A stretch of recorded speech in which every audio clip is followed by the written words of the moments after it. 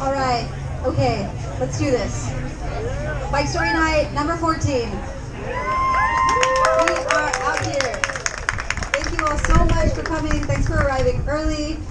Thanks for donating. Thanks for being amazing cyclists. I know all of you are. Every time I always kind of like blank. It's not easy to be up here. So in advance, thank you to all of the storytellers who sign up to share their bike story. I am not going to share the bike story tonight. I don't think we have time. We have a packed list of amazing storytellers. Someday I will probably share my bike story. I've only done it once at our camp out before, and it's a pretty good one. So maybe someday, again, I'll share that story. On that quick note, raise your hand if you are not signed up to share a story, but someday you might. Yes! Okay. Raise your hand if you will never share a story up here. Okay, featured storytelling. It's actually really fun. It doesn't take long. It's almost like karaoke. You probably have a bike story, believe it or not. After this event, maybe you're going to be like, oh yeah, I totally have a bike story. And by the way, at the end of the night, if we have time, we reserve a little bit of time for wild card storytellers. So if you want to share a story at the very end, we may have time for one or two. Those are folks who can sign up today as a wild card. You have less time. You don't get to share your photos, of course, because we're already here. We already got the slideshow. But yeah, and then at the very, very end, we'll have community plugs where you can come up for 30 seconds and plug any little thing you want to plug. It can be like, hey, I want help doing, more bike rides, or I want to let people know that I fix bikes, or I want people to know that I have a barber shop. It can be anything. 30 seconds. By the way, we have some amazing prizes. Thanks again for your donations. So I hope you all have your raffle tickets. Keep them handy. Shortly, Liz is going to come up with after Bikes Across Borders, and we're going to give away an early bird prize. All the prizes are really amazing. Whole Earth, the Meteor, Latino Outdoors, SRAM, REI, SRM, and more. Lost my train of thought. See, this is why we have notes. But hold on to your raffle ticket. We'll have raffles in shortly, and then just before intermission, and then again towards the end of the night. So for friends that are still getting here, they still have a chance. But I'm super stoked for tonight. Once again, we have a long list of storytellers. This is the most storytellers we've ever had at an event. So by the way, thank you for signing up. So by the way, storytellers, remember to keep on to your time. And again, thank you for lending your ears and being here for this special event. It's very vulnerable being up here, especially as a storyteller. So make sure that you're clapping and you're not talking on your phone. All of the things that the Alamo Draft House says. We're going to kick you out. Just kidding. So yes, please silent your phones. I hope you got a program there at the front. It has the list, the run of show on there, and then the prizes once again, what Bike Story Night's about, other fun stuff.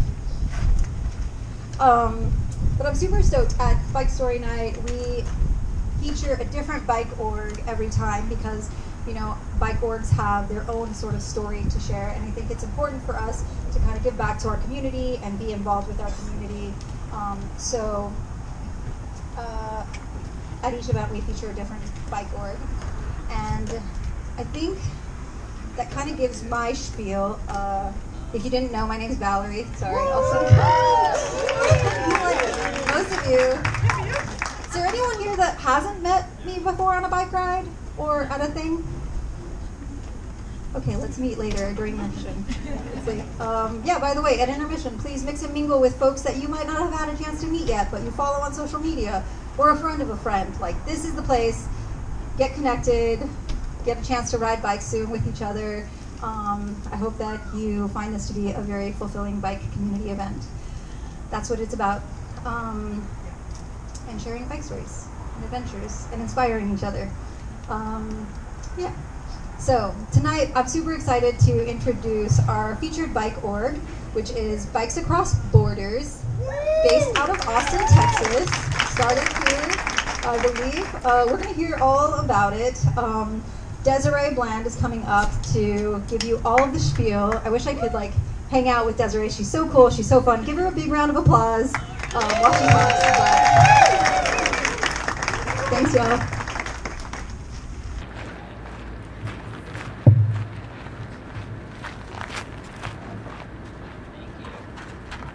Hello, everyone. Thank you all for being here tonight. Thank you all for coming out on a Wednesday. Thank you, Bike Story Night, for allowing Bikes Across Borders to be one of the featured orgs for tonight, to spread a little awareness on what we're about. So, sounds really loud right here. Okay. All right, so jumping in on how I joined Bikes Across Borders, my little story with it. So the first time I rode with Bikes Across Borders, I actually had no idea who they were. I was staying in Brownsville, Texas at the time, which is a border town to Matamoros, and I was riding with a social group over there called Doble Reda every Thursday. And on one of those social rides, a buddy says to me, "Hey, Bikes Across Borders is coming through. They're coming from Austin. They're riding down to Monterey, and we're going to host them for the night." And I remember responding with, "Bikes Across Borders? Like, who's that?" I had no idea who they were, what they were about, what they were doing. I just knew that they were riding bikes from Austin down there. So he gives me a little insight, tells me a story, says, "Well, they're from Austin. They work with Austin's Yellow Bike Project. They build up bicycles and they donate them to different communities in Mexico that those communities use them as main sources of transportation." So I was already intrigued by them. I was like, "Tell me more. I need to know how it started, what communities they're donating to, what they're doing." So a couple buddies heard me asking a lot of questions and interrogating him. So they started explaining, well, it's actually a grassroots community group. They are based out of Austin. They build up bicycles. They donate them to different communities. They build them up from scratch. And they've been doing it for many years. They've actually originally started, give me a little history story on them.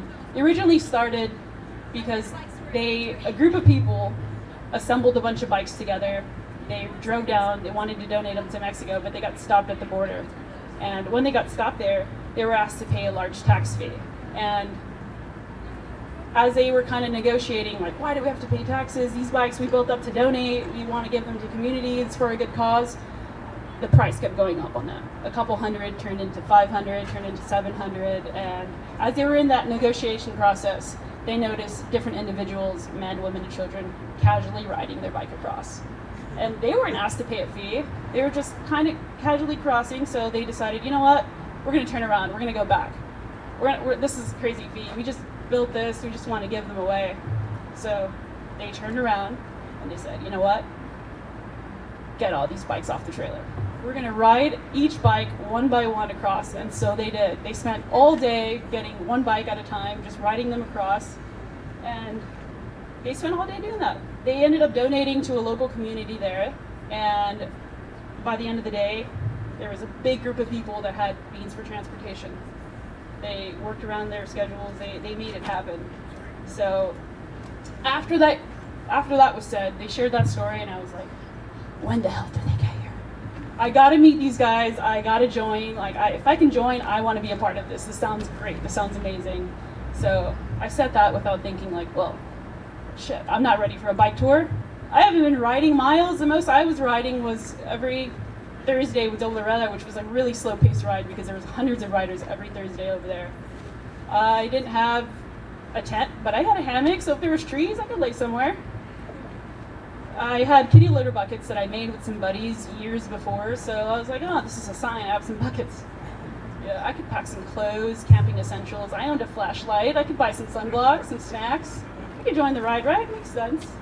And I didn't have a bike build up from scratch to donate, but I had a bike I was currently riding that I really loved, but I was definitely willing to give that up to somebody in need. So with that being said, I think that's the type of community Bikes Across Borders is. It's a different group of individuals that changes throughout the year, but carries that giving mentality. It's a group of individuals that gets together, assembles bikes out of scrap parts just to save them, reuse them. They fine-tune them. They ride them about 500 to 600 miles into Mexico, crossing the border, casually. and they open-handedly give them to people in need of main sources of transportation. It's a great community that just gives, and definitely wanted to be a part of that. So, although we plan so much, we plan meetings, gatherings, this and that, it's the reward on our end is like a different, greater aspect of it. We get to come back knowing that we just enhanced somebody's life. We get to come back knowing, damn, we just did that. We just rode like 500 miles. That's crazy. We come back knowing, we just rode with this amazing group. We got to know this group we're riding with, camping out every night, enjoying it. We come back, knowing that we just did something that's fulfilling and a new life experience, being able to complete a bike tour, which is pretty fucking great. And we come back knowing a hell of a lot about bicycles, which is super cool. So it's pretty cool.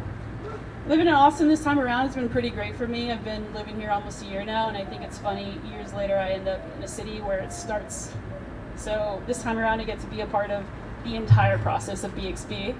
I get to be a part of the planning, the gatherings, the build workshops, for kitty litter buckets that we build for our bicycles that you may have seen there. You get to be a part of everything, the social side of it. So I get to know who I'll be riding with this year, who I'll be riding about 15 straight days camping, who will, be helping each other out through the rough days, longer riding days in the sun, who will be okay sitting beside me while I smell like absolute trash from all the sweating we're going to be doing. Yeah. It's the good stuff. That's the good stuff.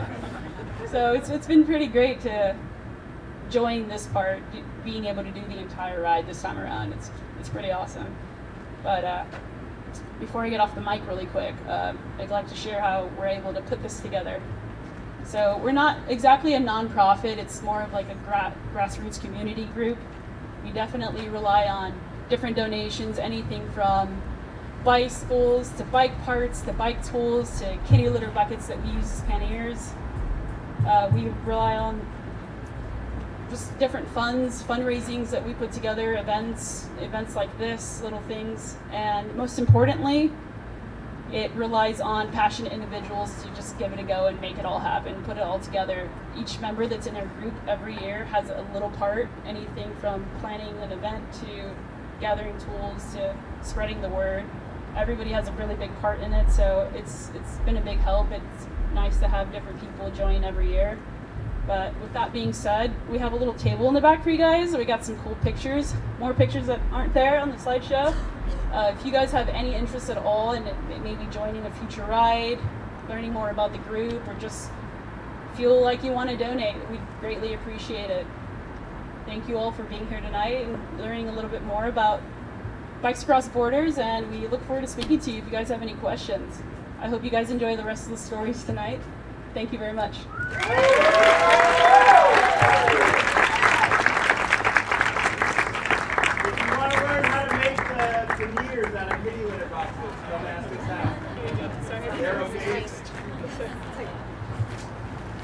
Hi everybody, how's everyone doing? Great to see you, full house. So my name is Andrea Molina and I'm here representing Capital Metro. You may have heard we're expanding our e-bike share program. Me and as well as my partner Movisha sitting back to center back. We'd love to hear your opinions on the survey, and we have cool little fanny packs to give away, so come talk to us, one of us wearing this blue shirt. But I'm really not here to talk about Cap Metro. I'm here to introduce our first speaker, Staryn Wagner, who has something to say about bike safety and run-ins, unfortunate run-ins with traffic. So it's very appropriate that it should be the Cap Metro person to introduce you tonight. Welcome to Staryn. Oh, thank you. It's great to be cold and sweating at the same time. So my name is Staryn Wagner. I've been a pedaholic all my life. It's my parents that got me hooked on it at the age of 2 on 3 wheels, and it's no wonder, like, by the age of 4, I was already on 4 wheels. Took a while, a lot of crashes, problems, but figured out I could be like a sustainable, working pedaholic if I just kept it to 2 wheels. And that's like, so far that's worked pretty well. Just kidding. Okay, so this is maybe more of a public service message. There's a little bit of humor and a little bit of like pain, and unfortunately the humor part just happened. So, what is it? August 15th, 2023, just recently, about 5:30 p.m. We were at our peak heat, 101 degrees, coolest day that week.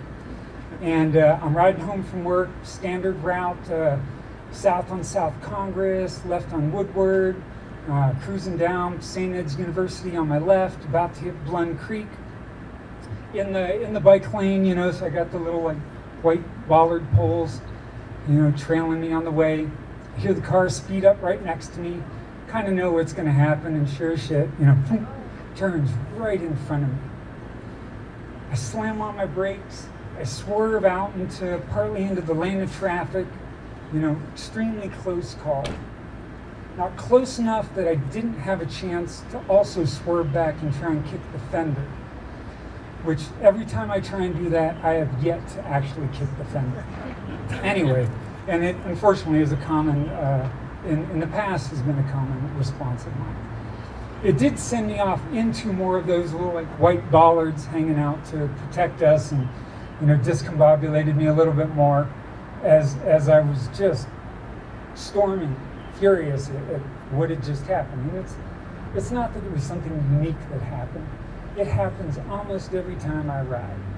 You know, it's just what being in traffic is. And really, it doesn't matter if you're in a car or a bicycle. It's just how traffic works, unfortunately. We're impatient.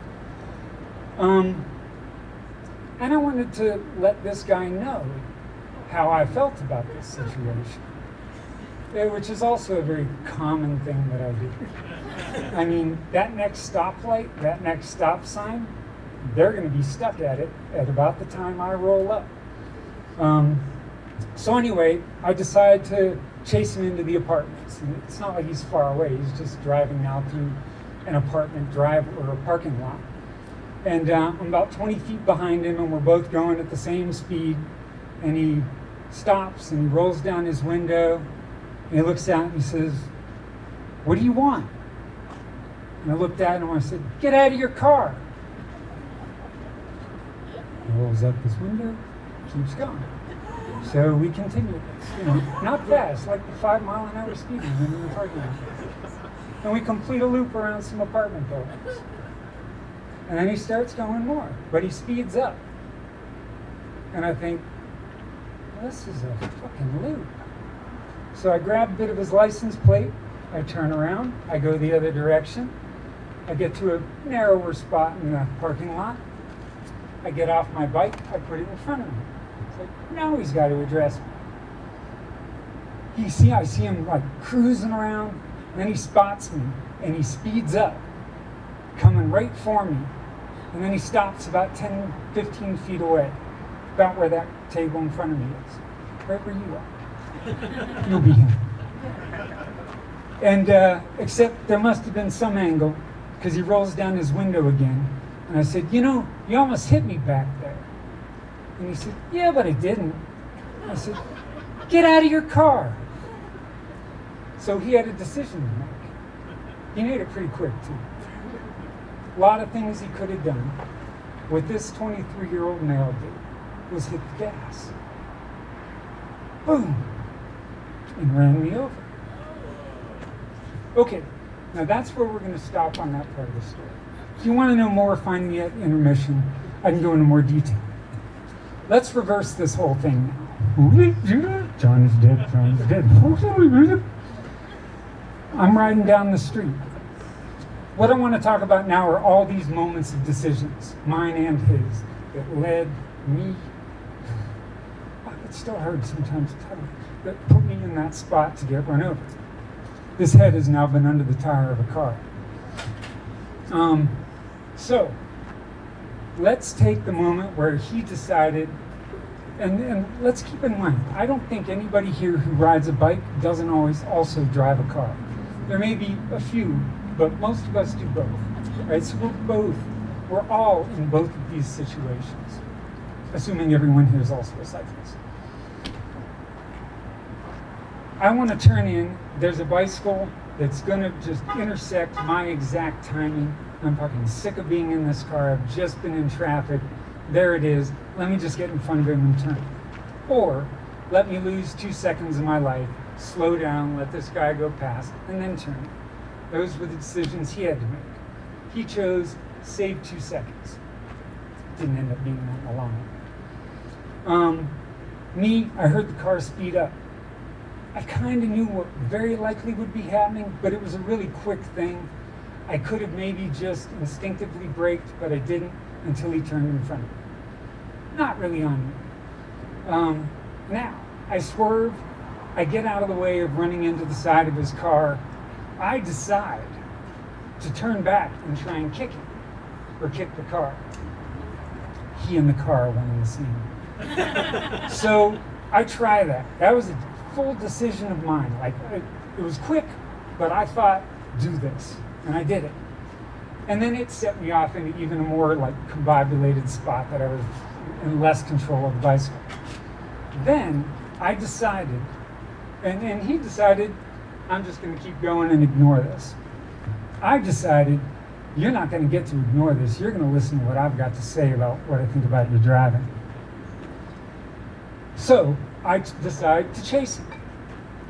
He, at a certain moment, wants to figure out what's going on. He stops, rolls down the window, and asks me. Okay, that was actually pretty good, I think. My response was not very kind. I didn't say, hey man, let's get out of the car, let's sit down, let's have some tea, let's talk about like driving etiquette, the things that I do that upset you, the things that you do that endanger my life. You know, let's work this out. I wasn't pursuing a kumbaya moment. So then, you know, he decides ditch my ass and pick up the pace. And I decide, and I thought it was pretty brilliant, get some of his license plate and then turn around and stop because I know where he's going. We were just there. And then I decide to force him to stop. He did not have a choice. He had to stop and address it. Now this is really taking it to another level. To put somebody in that position. And that's probably why on the police report, I'm listed as 73 road rage. I had complete control over this situation, and this is where I took it. Now, all of us have probably, while driving, pissed off cyclists.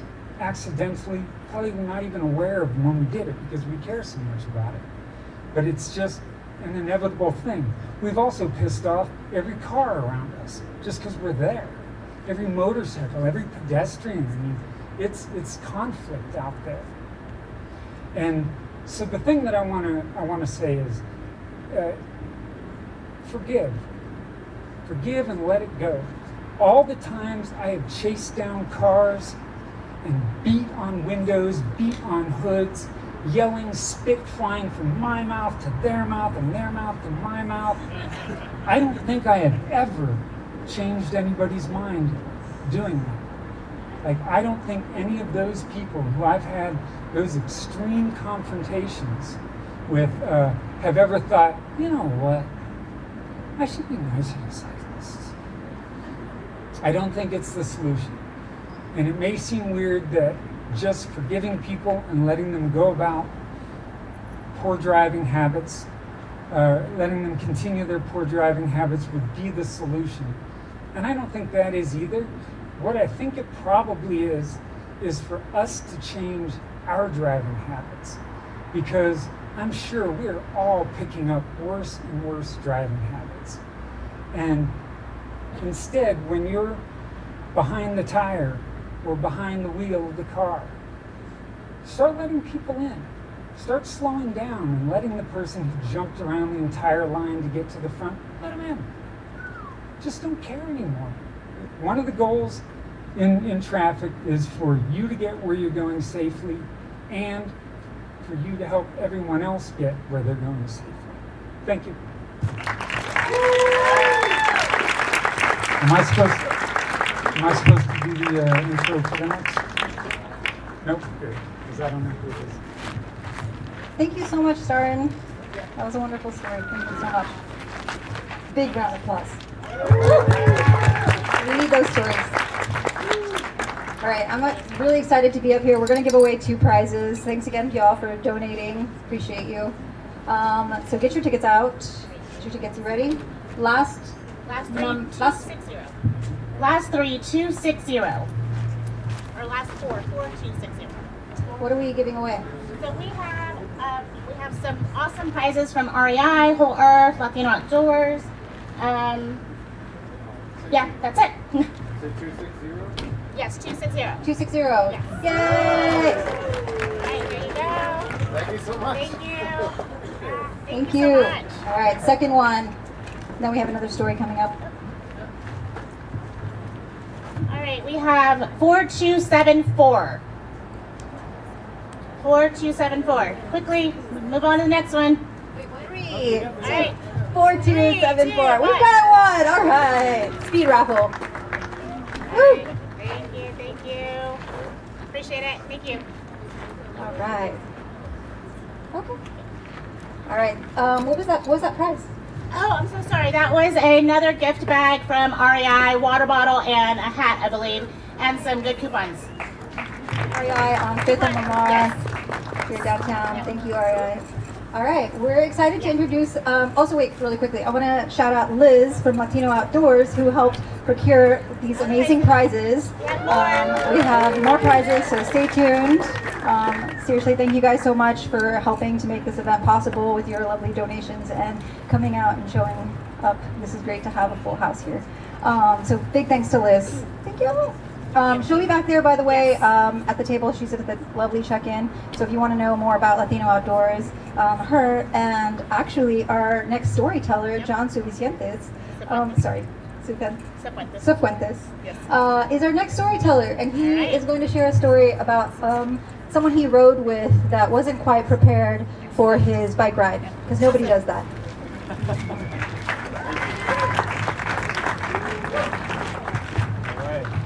Hi there. Okay. It was 7 o'clock and the sun was starting to come down. It was in central Arkansas. And I should be back at camp celebrating, drinking a few beers after a long day of mountain biking, but instead I'm at the Montgomery County Sheriff's Department. Now I realize why you guys are laughing, because they asked me to pick the least dorkiest picture I have. So you're welcome. So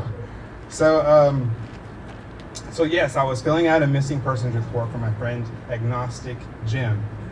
And the deputy sheriff asked me, well, what does he look like? What are we looking for? And he said, well, he's about 5 foot nothing, about 120 pounds. If you find him, most likely he's gonna have this bulging nervous vein coming out of his forehead.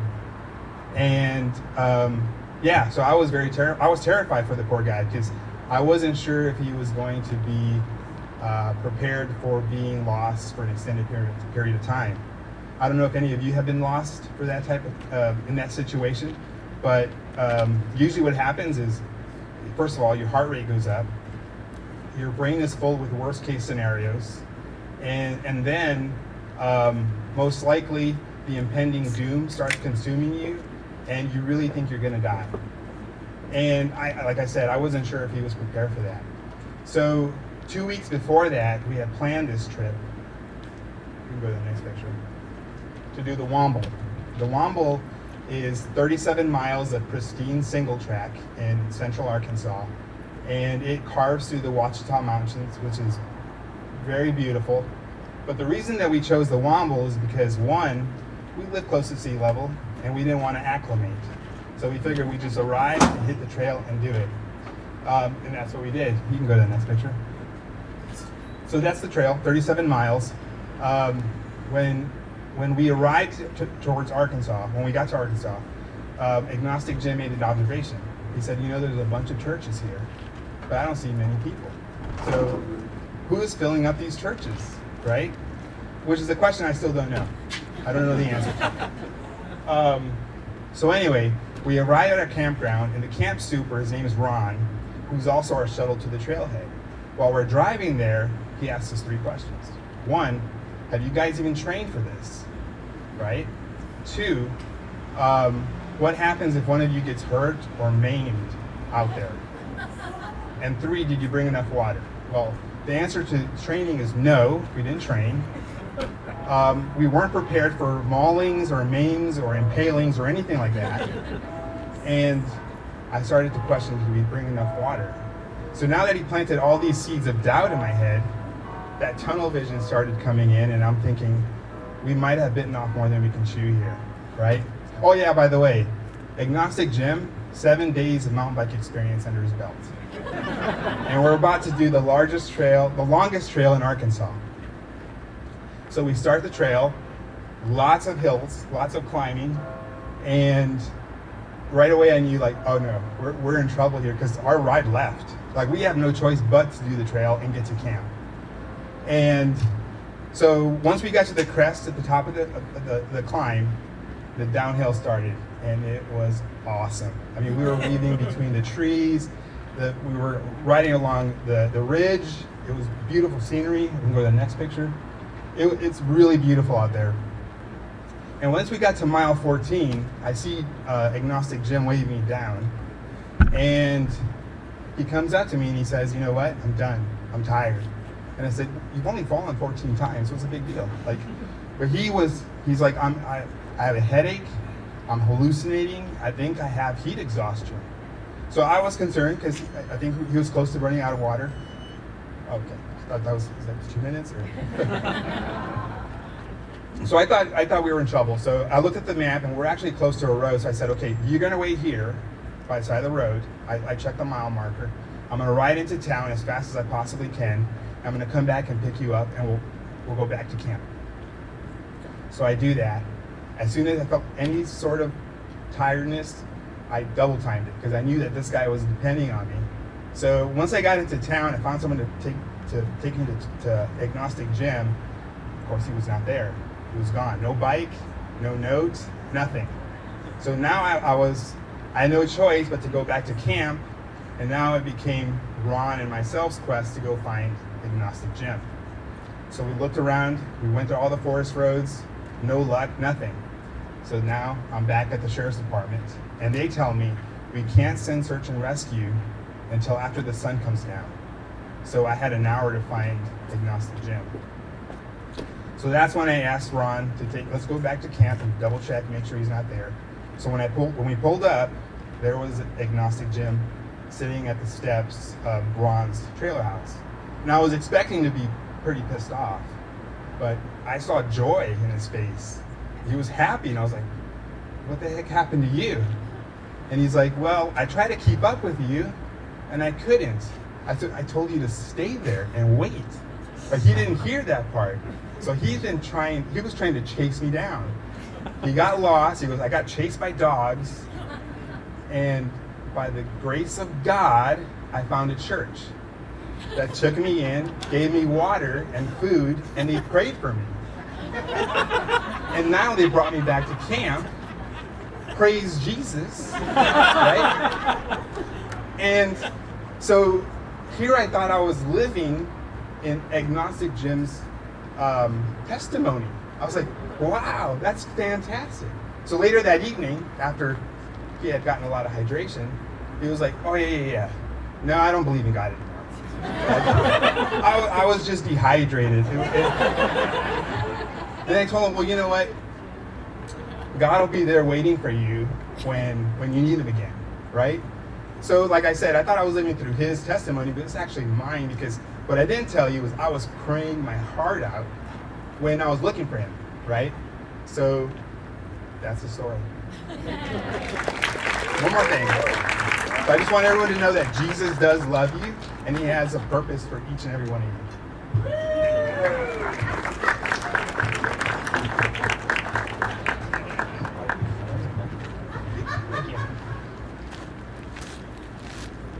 Yeah, Jesus will save you when you're lost in the woods. I prayed to him this weekend. It was rough.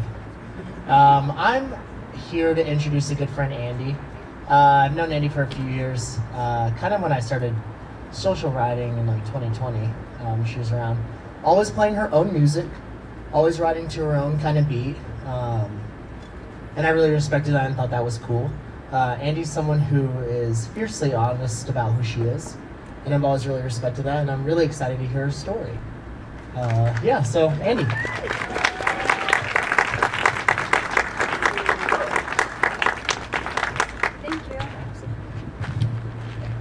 Hi everyone, thank you all for coming so much. My name is Andrea Tyrell. I've been cycling in the bike community for Austin for the last 5 years. I ride with a bunch of different groups, do a bunch of different things. I sit on the pedestrian advisory council here in town, trying to get y'all some good bike infrastructure and as well as other things. So support all your local bike groups. Who here loves YouTube? Me? Yeah? Okay, so one of my favorite things to do when I'm home and bored and alone, I go down YouTube rabbit holes. A lot of them are like beauty care. I love a good skincare regimen, good skincare line. Do a lot of, skincare is awesome. I also do a lot of stuff with hair care. I'm kind of really a lot of like do it yourself. I just like to try a lot of different products and a lot of different things on my hair, and I decided this year is going to be the year I braid my own hair. I'm really excited to do it. I haven't done it since I was a kid. I've never done it by myself, and I'm like, it's gonna be awesome. So I'm going through like the hair care line about like what to do for proper maintenance, how to properly wrap it at night, because with proper hair care and your person of color, you need to wrap it at night. And then I started thinking about, okay, how am I gonna wrap it under a helmet? And then I thought about helmet care. And then thinking about how thick my hair is and just how coarse it is. Being a person of color, do I have to buy a new helmet? So I'm like, okay, not cool with that. I've had my old helmet, the one sitting at my table right now, bright red. I've had it for the last, Dom's holding it right now. And I love that helmet. I've had it since my roller derby days. It's kept me safe through a lot of different accidents. I don't want to part with it, but I might have to if I braid my hair. So I'm like, okay, what have other people who done this in the past, what have they experienced? So I go where all the questions of the universe have been answered, on Reddit. So just looking at different forums and such, looking at Black Girl biking, looking at different helmet suggestions, what to do for different helmet care, things like that. All of it's trial and error. People are like, you just have to go to Amazon, purchase the different helmets, try them on, etc. So I bike over to REI, see what's up. They actually were very helpful, and they recommended some Black-owned bicyclists across the country. I don't necessarily have the means to order a ton of different helmets, nor try different helmets around the country, going to different Black-owned bike shops. So I'm just like, you know what? I'll just deal with it. I'll braid my hair, and then when it comes to it, I'll just buy a new helmet and rock it. But it's the principle behind that that's just still really unsettling to me, and just thinking about not only Black hair care throughout the cycling community, but how Black cyclists are treated in general. So last week was my birthday. I went home to Vegas to hang out with my parents, and I asked my dad, the smartest man I know, about what is he gonna do with hair care, cycling, things like that. He recently became a cyclist. It's very cute. He's all dressed out in his Lycra gear. He has a brand new track. He organized his own little bicycling group in his community. I'm so happy for my dad. So I asked him, I'm like, Dad, I don't know what to do. We're talking about this. He, with his very dadly advice, just very rationally just tells me, you should shave your head. And I'm like, okay. But then he very sweetly, as my dad does, he's like, you'll figure it out. You always figure it out. So growing up, I used to dance. I was a gymnast. There is a lot of very particular hair care rule in those two sports. And I was just thinking in general about hair care in general throughout not only sports, but just physical activities. And with being a gymnast growing up, one of the reasons I didn't compete professionally was through hair care. Just thinking about how all this goes out throughout the diaspora. I think about when I watch Gabby Douglas or Simone Biles on the Olympics, how strict the International Gymnast Federation is with having their hair. They're not allowed to have braids. They need to keep it back off their face. It's very, very strict and very particular. So just thinking about that throughout the diaspora, what can we do as a cycling community that promotes not only to bring people of color, but also to make them feel accepted within the community? So I think there's a ton of different organizations here in town that are doing really great stuff for various communities of color, as well as different cycling groups. Shout out to my brothers and sisters with BBB Austin. Love y'all. Shush. And I just think about this community in general. I love this community so much. You guys always make me feel so welcoming and loved. So when I think about bringing people into the community, making them feel accepted, making them feel okay with having different hairstyles, I think about y'all. So thank you very much.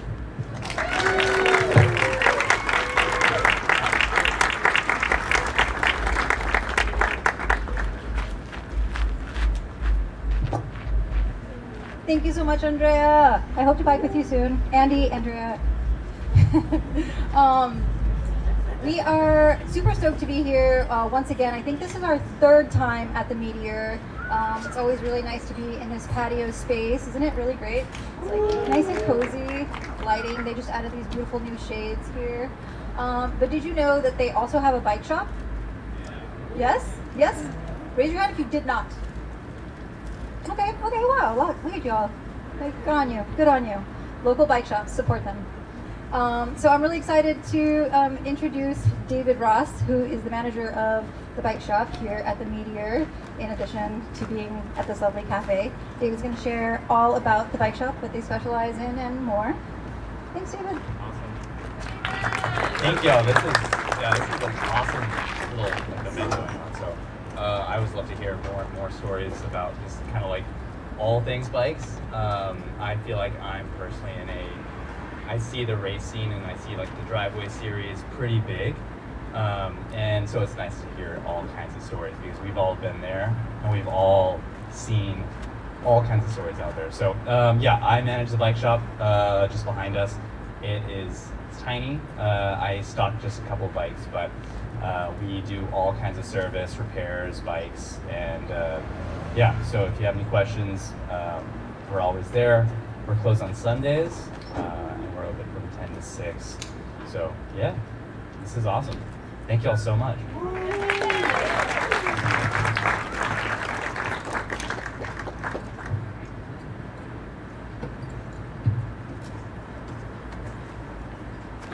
Oh, we're gonna do prizes as well. One prize. One prize from us. Yeah. All right, that's your job. Whoa. Oh, got it? I don't think I can put my hand in here. There we go. All right. Last 4 digits, or last 3 digits? 270. Awesome!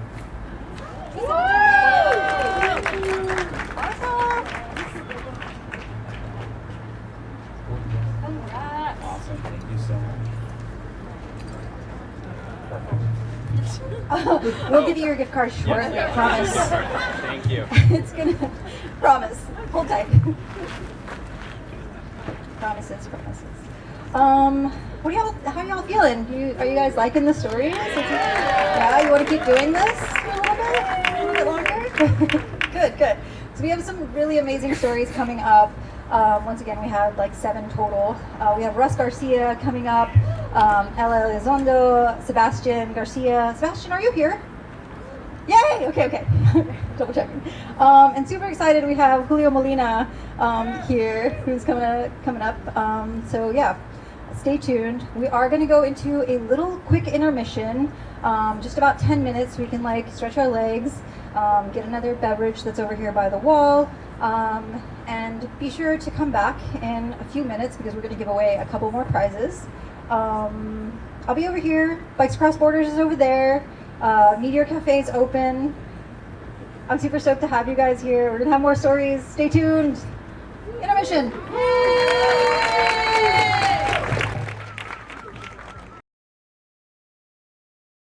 That's right. All right, prizes. Get your raffle tickets out, please. Last numbers 4288. 4288. There you are. Let's go.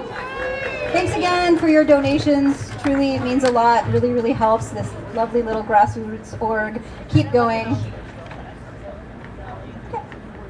Liz is so nice. She's going to let you choose the prize. I actually want to make sure that I'm pretty sure that's me, but Okay, we'll call the next one. All right, next number is 4273. Yes?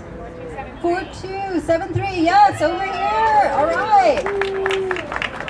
We have Woo. REI fanny pack, water bottle, or Latino. REI fanny pack or Latino Outdoors REI backpack. 4288. That's me. All right. Okay. Yes, thank you. We have REI gift bag, baseball cap. Oh, I got it. REI baseball And, cap. water bottle, or Latino Outdoors, backpack, and water bottle. Liz are so sweet. I know. Well, backpack and water bottle? Yes. Latino Outdoors is in honor of our 10-year anniversary. Whoop, REI did whoop. that Liz for is us. here if you want to learn more about Latino Outdoors. Woo! Okay, we're going to give away one more prize. Wait, not that one. Okay.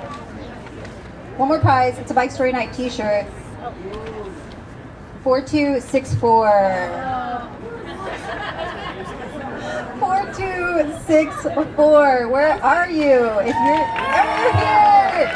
Chris, yeah, we actually don't have it right here, but Chris has it for you. We need to have all the fun. We're sorry. Okay. We're rolling on to our next storyteller. Seriously, can't thank you all enough for coming out here. So let's fill up this room with a little bit more warmth, bike energy, bike people energy. Russ has a pretty epic story. You may probably know it if you follow him on socials, but I think that's most of your story. I'm sure you have a little bit more. All right, Russ Garcia, get on up here. We're stoked. Timekeeper, watch. I might just go on and on.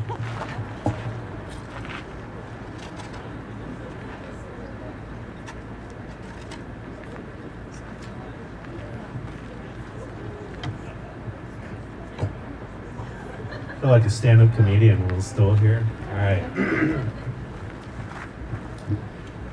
I've titled my story, The Story of My Stolen Bicycle, How I Got It Back, and the Crash in Between. Have you ever had something stolen from you?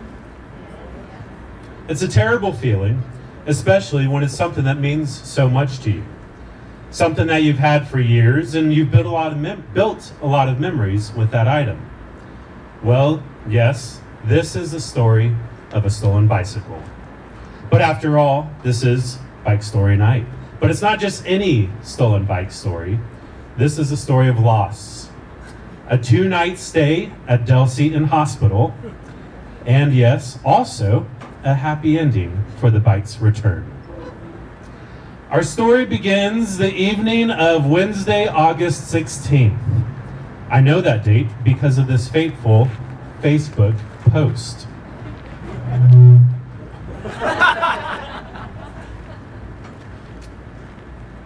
I posted this on the Facebook group called Lost, Stolen and Found Bikes, Austin, Texas.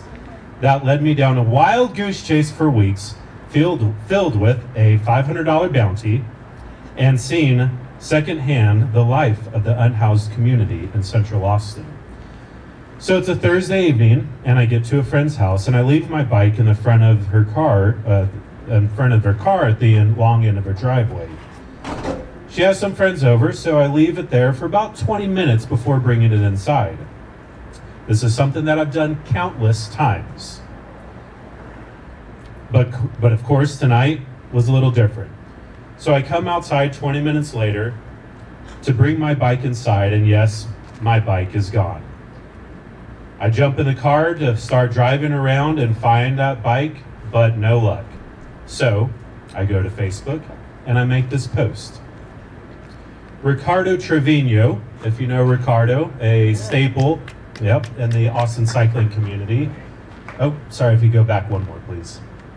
Comments right here at the top one. He replied to my post telling me to fill out the stolen property form from APD. I started to fill out the form and found out that you need the serial number for the bike, which luckily I had the serial number from the emailed receipt from Cycle East, RIP Cycle East. Round of applause for Cycle East. Which I had the serial number from the email from March of 2018 when I bought it. I mention all those very specific details about the serial number because it becomes important later. So I'm on this Facebook post, or on this Facebook page, and I find another post right here where the thieves who stole my bike, all right, I didn't write this part down as scripted, so, all right, so the thief left this bicycle, as you can see in my picture here, left their bicycle in the driveway and they rode off with my bicycle. So then as I'm on this Facebook page, I'm scrolling through because I just posted and seeing, you know, maybe there's success stories about people's bike getting returned to them. And then I find this and I'm like, oh my God. And I said, whoa, I just found this bike in my front yard and my bike was stolen. Just look at this picture. And then I said, did you see who this person was, what they looked like, what the bus was? Because they posted a picture. Long story short, I get into this long Facebook message back and forth with, I blocked out the person's name for confidentiality and all, but we have this Facebook messaging exchange. She's like, yes, I saw this person take the number 7 bus, which picks up on Duval, I think it's the number 7, picks up on Duval, goes into downtown, drops off at Republic Square Park on Guadalupe. And so then I spend the next, this is where I start writing this down again. All right, so then I start staking out bus stops for the next 3 weeks. Waking up at, because she was like, yeah, I see him in the morning. So I spend basically every Monday to Friday from 7 a.m. to 8:20 before I have to start getting ready for my day. I print out the flyer. I take the flyer. Yep, all right, so here we go. Oh, by the way, it's a all-city Space Horse. Freaking love that bike. So I print out the flyer. This, as some of y'all will recognize, this is Republic Square Park, Guadalupe, going north and south, just below 6th, and start distributing this flyer. So I take the flyer to bike shops, pawn shops, coffee shops, and of course, I think the next slide, please. Nope, maybe not. Okay. So previous one, spoiler alert. All right, yeah, we'll stay there for a minute. So then I begin to mobilize an army of mercenaries of the unhoused population in downtown Austin with a $500 bounty to return my bicycle to me. So I distribute my flyer, 2 minutes, oh God, okay. All right, so $500 bounty, a few memorable quotes that I remember from handing out the flyer to our friends downtown. $500, you're gonna put a hit out on this guy. And I said, whatever you gotta do, that's between you and God. I just want my bike back. Another one, I'll get you your bike back, or one that looks just like it. This one really got me. This one I very heartfelt, and $500, that would change my life. You have no idea. And now a funny one. I just saw your bike. Yeah, it was just here. This guy just had it. Yeah. And I thought to myself, I want to believe you, but you are actually chopping up crack on top of your phone screen with an actual crack pipe in your other hand. I want to believe you, but you're literally smoking crack. All right, so this goes on for weeks with no real advancements in the story. About a month goes by, going to pawn shops, bus stops, nothing happens. The leads run dry, and I start to lose a little hope. My enthusiasm dwindles. Fast forward to Sunday, October 1st. How do I know it was that day, you ask? Well, it's one that I'll never forget. And then I had another photo, but it was deemed too graphic to show up here. So Valerie nixed it. I crashed my bicycle on Sunday, October 1st. Brief description of some injuries: 9 staples in my head with minor brain bleeding, subarachnoid hemorrhage, 3 fractured ribs, separated shoulder, and just some good old-fashioned road rash on my left arm and leg, which you see a little bit of the, this is like a week later. Spent 2 nights at Del Seaton, great care there, and the whole month of October was a bit of a blur. I had some friends over, don't remember it all, and otherwise, but there were some pictures. Over the rest of October, I still thought about my stolen bicycle, but I couldn't do anything to recover it, and I was just focusing on getting better. Then, on October 29th, I got a call from an unknown caller. But a lot of phones now, iPhone at least, it shows you a preview and it says, maybe so-and-so. So this one said, maybe Austin Police Department. And I answered it thinking they were gonna tell me, we found the person who ran you off the road and we got him. So I answered the phone saying, hello, this is Russ. And on the other end said, this is Detective Black, Detective Kenneth Black. And he said, I'm calling about your stolen bicycle. And I said, oh my God, you found it? And he said it turned up at a local pawn shop and they found it because of the stolen property report that I filled out with APD. I couldn't believe it. I couldn't believe that the process actually worked and it got me my bike back. So the following day, I went to the stolen property building on MLK, if y'all know it, MLK in Springdale, and they wheeled out my precious bike from the back room, and my long lost love had returned to me.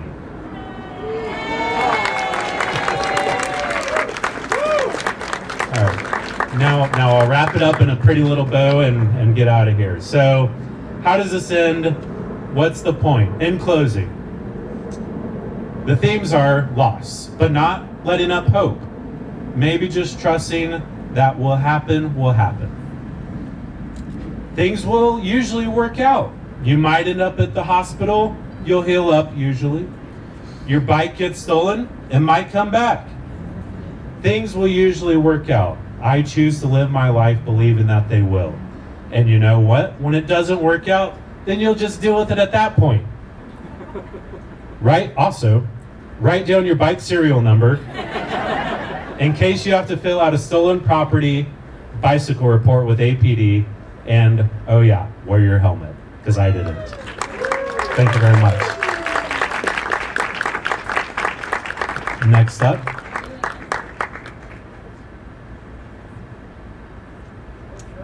Here you go.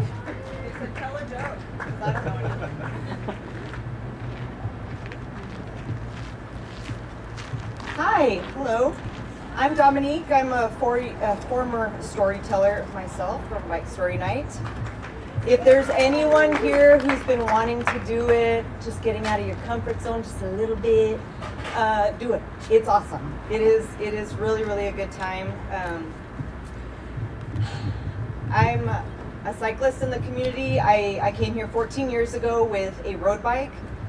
And now because of Deep FOMO and this great community, I have a mountain bike and a gravel bike and another road bike. I owe a lot to this community. I am here to introduce the next awesome storyteller. This is a story about Amsterdam and a bike. And this is going to be told by Elizondo. So welcome, Ella.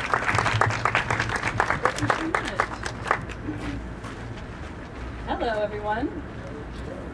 Oh, I'm so glad I'm going in the middle because I realized how spoiled I've been. I'm trying to get my bearings again. I just moved back to Texas after living in Amsterdam for 6 years, and I'm feeling like a bit of a spoiled brat. I was so excited to move there because the first video I saw in 2014 was an intersection, and there were every single corner was filled with a group of cyclists. And it wasn't like a group that's like riding together because we do it every Wednesday night. They're all individuals, they're all going to their different things, some sporting, some going to work, some coming from work. And they're all waiting for that little cycling light to turn from red to green, and then they go. And to me, I've never seen anything before in my life, and I was ready to move. So I quickly proceeded to locate the Netherlands on the map. Thank you, Texas public school system. And I realized that although it's a very small country, I knew it was the one for me. I'd been previously living in Dallas, Deep Ellum, when it was still cool. And I had my own cycling life there a little bit. Like I would get on the Dart and cycle to work from there. I would do some minimal grocery shopping, hit up Critical Mass, but I felt kind of alone in it. My friends all thought I was kind of nutty for doing it. So the move to Amsterdam seemed to fit for me. And let's see here. When I first got there, I jumped right in. I bought my first bike immediately. It's called an Oma Fiets. Any Dutch speakers out here? Studios? I would really love to speak secretly to someone in front of an entire crowd, but then it wouldn't worth it to learn how to speak Dutch. But so I got my Oma Fiets, and basically it's a single speed bike with banana handles that you have to brake backwards, and it works there. I had my first Dutch lesson the first Monday I was there, and I remember the first scary thing was crossing the street for me, because it's like people on foot, cyclists, fat tire bikes, mopeds, then you get to the cars, the buses, the trams, and then you go again to the cyclists, the people on the foot, and having to cross, and that scared the shit out of me. I had to go through all these rites of passage with the bicycle to get used to it. For example, bikes getting caught in the tram tracks. There's not any of that here. It happened to me right in the center of everything. And one time, if you hook your bike up to like the canal railing and then you leave it overnight, they'll come and flip your bike over and like twist it as many times as it can so you can't get it out. And one time I was on my way cycling with my little basket and a picnic prepared, sandwiches, strawberries, and this big group of German tourists came right in front of me, and they started taking everything out of my basket and like food fighting each other. And so just the wild roots of Amsterdam, getting used to it all. But it was also worth it because it's such an easy life. That's why I'm saying I was so spoiled. Like everything that you need on a day-to-day basis is a walking distance, grocery store, pharmacy, and everything else in town is max a 20-minute cycle, if that. So it was just so easy to live that way. But I have to also just take that time and cherish it and think of the times that were really heartfelt for me. And that's being like running into your friends while cycling, and they're like, oh, where are you going? Oh, I'm going to dinner. Where are you going? To the movies. Oh yeah, you're gonna go see that James Bond. Me too. Okay, doei. And then you go in separate directions. And I saw young kids doing it as well. I was a nanny at one point, so I was cycling children in what's called a bakfiets. I think you guys call them cargo bikes here. And I one time had 6 children in the bike. And then my friends used that bike for their dog, and they got married, and so we put a just married sign on the symbol, and they're there. And that was very special during COVID. We didn't have much, and I was just the witness at the courthouse.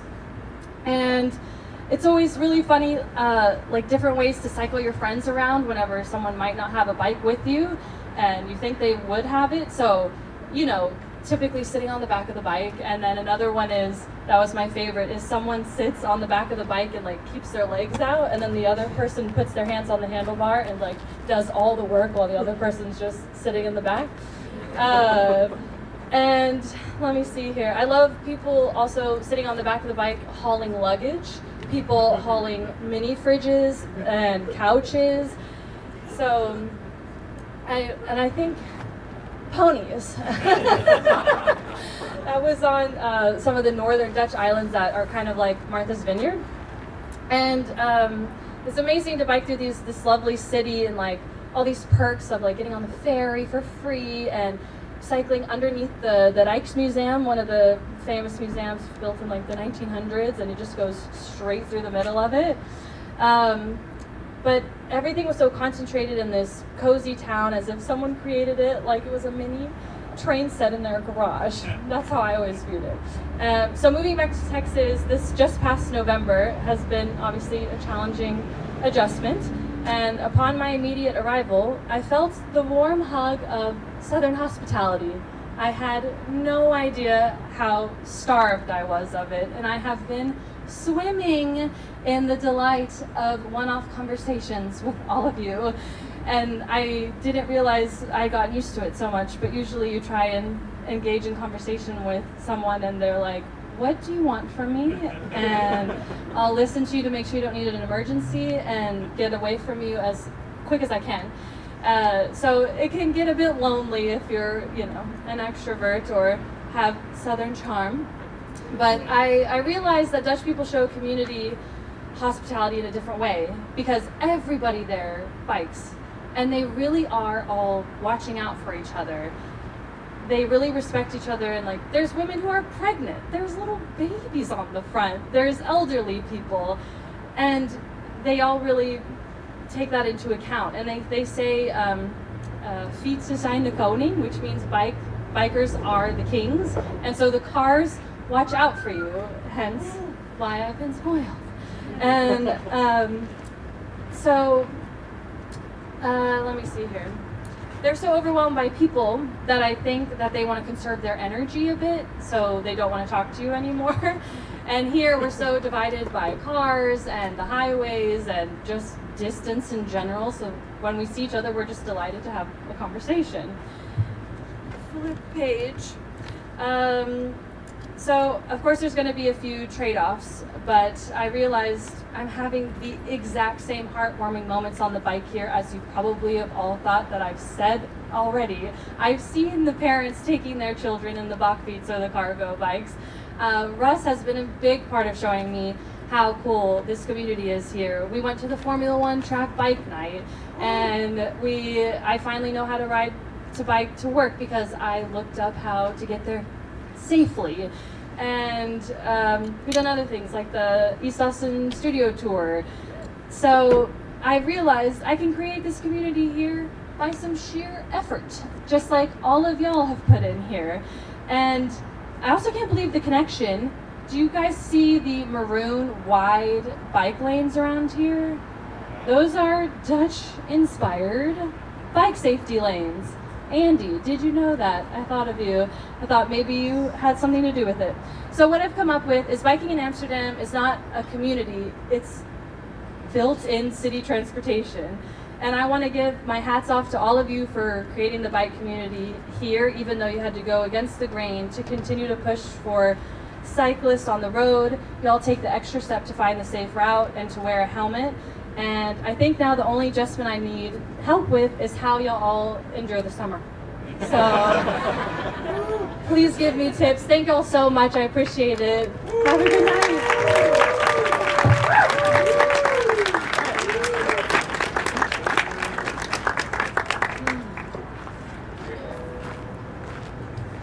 Hi all, my name is Chris, and I'm here to introduce the next person who will be sharing stories with you. I'm a previous bike storytelling storyteller. So if you were thinking of telling a story, if you've got a story, no matter how silly, my story was about just working on my bike and dropping my wrench, and what kind of came from that.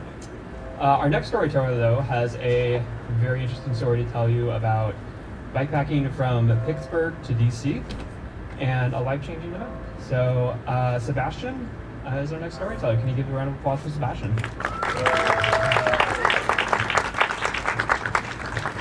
Hi everyone. This is a story of a dream come true. And I'm gonna walk you through the timeline of events that took me from the dream being born to the dream being completed. So, fall 2019, I moved from Columbia to Pittsburgh to pursue grad school. And I remember my first week there, someone mentioned that there was this awesome trail 350 miles long that connects Pittsburgh and Washington, D.C. And I was like, that sounds neat. I want to do it. A pandemic came, grad school challenges came, and 2 years later, I was still in Pittsburgh, but there were no plans for me to complete that trip. And on top of everything, I had plans of moving to Austin. So I remember it was like March around this time. The spring was coming, so after a very long winter. And I was like, man, I'm gonna be moving in July. I wanna make that trip happen.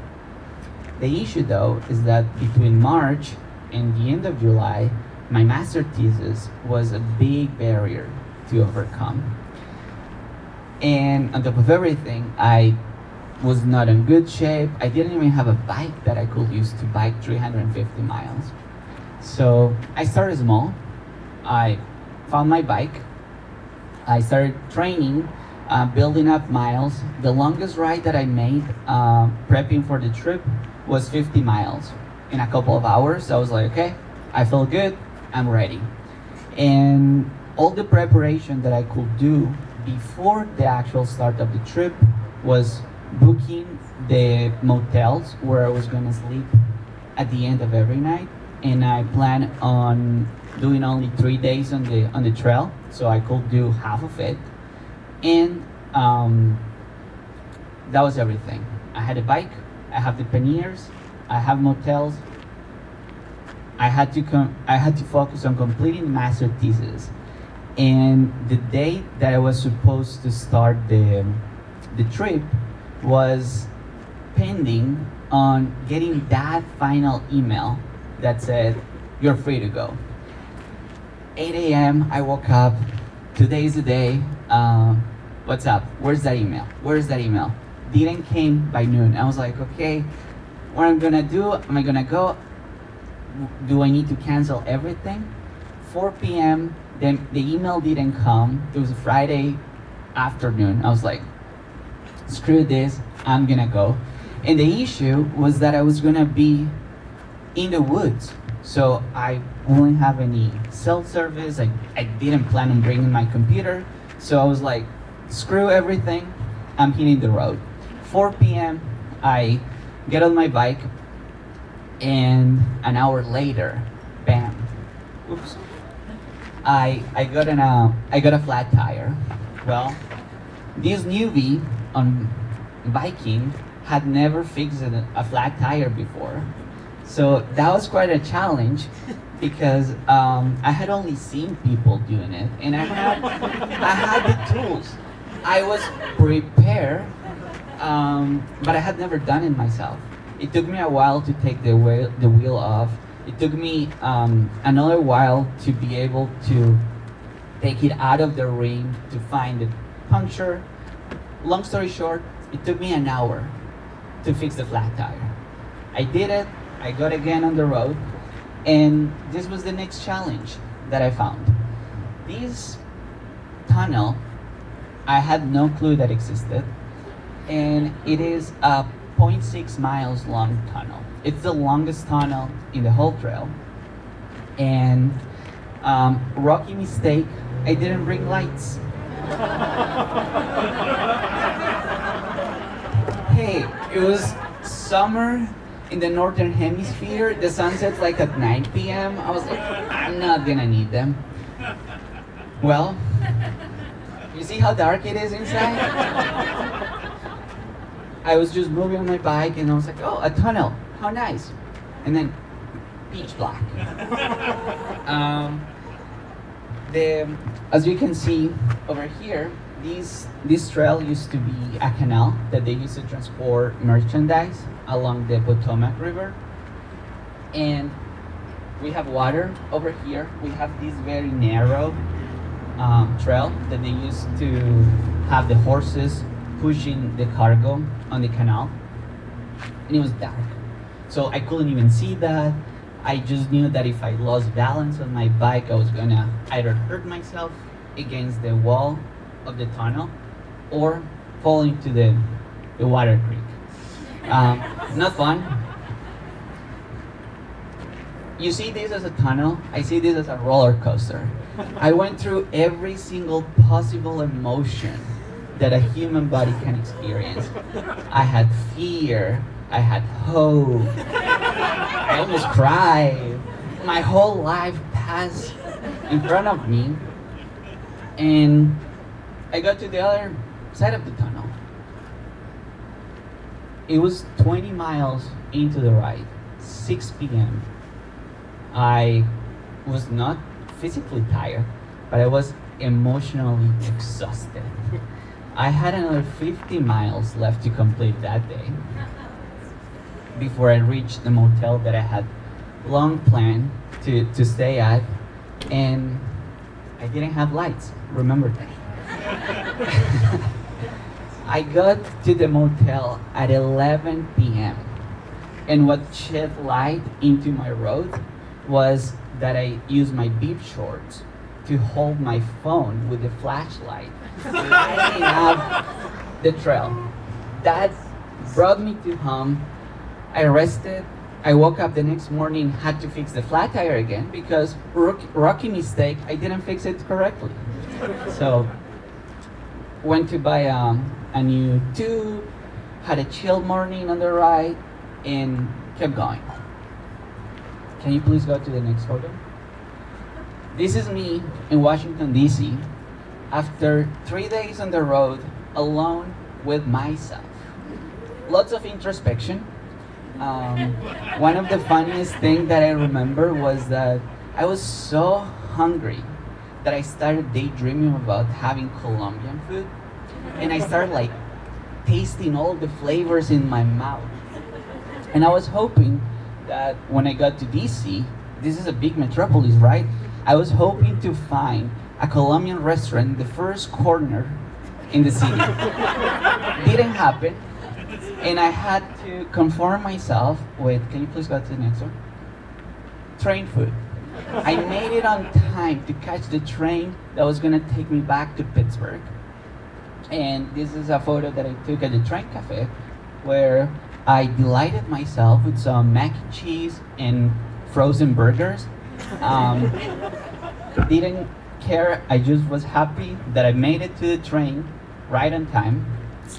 But then meeting these people was an awesome and unexpected treat of the adventure. I spent 3 days completely alone on the trail, barely interacted with anyone. This was July 2021, still kind of in the middle of a pandemic. And these people were sitting at the cafe, and they also were willing to connect. And we started having like very random conversations. At this point, we were talking about financial advices. So that's when I learned about the value of opening a 401k and saving up all your junk. But if anything, I was celebrating the coincidence of being able to sit there, be still, and nourish connections with these people. We still follow each other on Instagram, and it's awesome to see their own adventures. And every time I see them, it takes me back to that one moment where all I needed was some food, of course, and some human connection. And that was only enabled through this trip. This trail has a very special place in my heart. I came back 2 years later, actually last summer. I went with my partner, and it was an even more special occasion. But that'll be a story for next time. Thank you so much.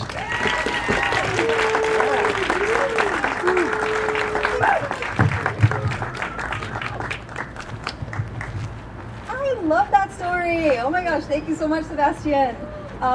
Seriously, this event is really about connection. Just to incite you, when I was sitting on the floor several years ago and Bike Story Night sort of came to my mind, it was like, what are the things that I love and that means the most to me? And See, I can't talk about it. It's hard. The connection and being here and helping support other connections means a lot. So I hope that you all will take some time to go up to the storytellers and other folks that you may have not had a chance to meet yet, and connect with one of each other, or talk more on a bike ride. This will give you opportunity. So I had this amazing opportunity a couple weeks ago when I was driving down 9th Street, where the famous BMX track is. Have y'all been there? You know what about? You know about it? Austin has an amazing BMX track, an amazing scene, and I've always loved, I wanted to sort of tap in to that scene and get somebody from that community to share a story.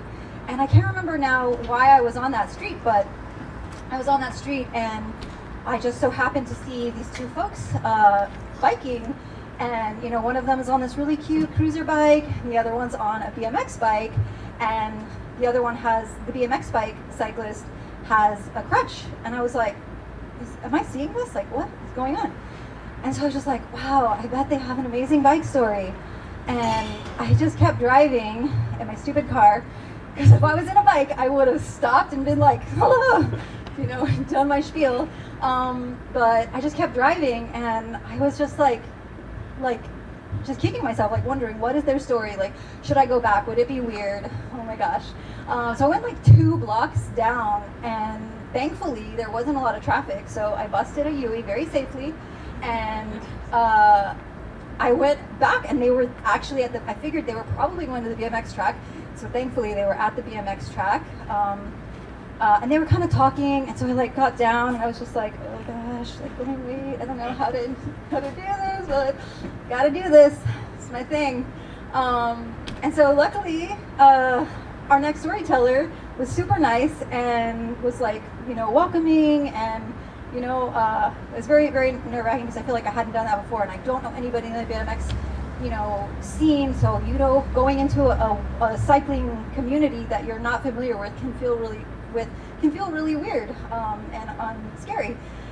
But thankfully there was no one else there, really. There was one other person who also seemed like they have a great BMX story. But I went up to Julian Molina, our next storyteller, told him my thing, asked him if he would be interested, and he fucking said yes. And I was so happy. I was just like, really? He's like, I'm leaving, but I'm coming back. And I was just like, even the fact that you just entertain the idea was amazing to me. And then he emailed me, and I was like, holy cow, this is gonna happen. And then he sent me all of his photos. I'm gonna talk really fast now because we're on time, but he sent me his photos and things, and it turns out not to make you nervous, but Julian is pretty famous. So without further ado, I'm super excited to introduce you to Julian Molina, who's also from Colombia, by the way. Fun coincidence. He's going to share his amazing BMX world and growing up as a cyclist, and his story is so great. I'm so excited. So please give a warm round of applause for Julian Molina.